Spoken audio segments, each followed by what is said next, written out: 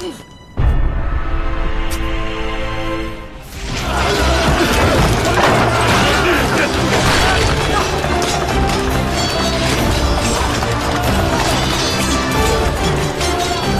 车！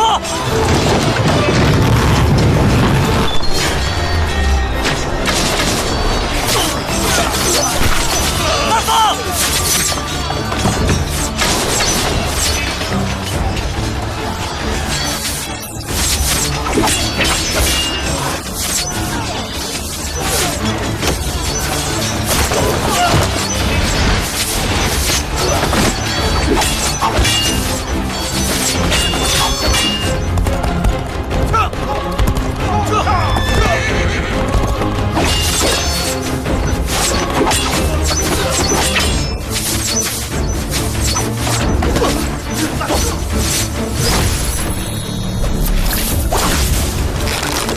！49日之内，若轻易施法，你就会遭到反噬。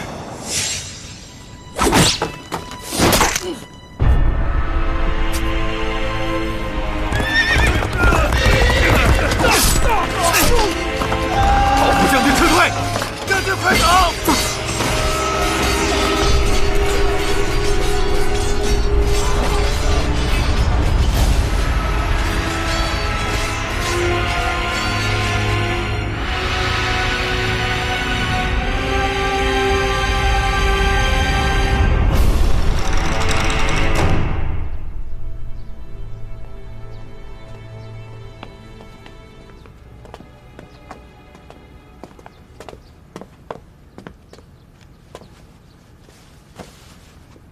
我跟你说的就是这个小兵，他替我挡了一剑。之前那一战，也是他杀出一条血路，我方才得以撤退。我对他有印象，可是我从来没有听说过他武功高强啊。高手隐于世，低调，才是真高手。兄弟，谢谢你。 陈月，陆大，听说你受伤了，你伤哪里了？我看看。哎，真哥哥，不是我，是他，他替我挡了一剑。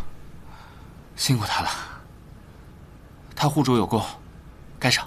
陆大人，这方面你放心，我们将军啊，对有功的战士是绝对不会薄待的。他现在已经是仁勇校尉了。赵将军，我命人在议事帐熬了补汤，你过去喝点吧。哦。 听陆大人这么一说，我还真觉得有点饿了。走，我们一起去。哎，行吧，陆大人。那行，那一起喝点吧。走。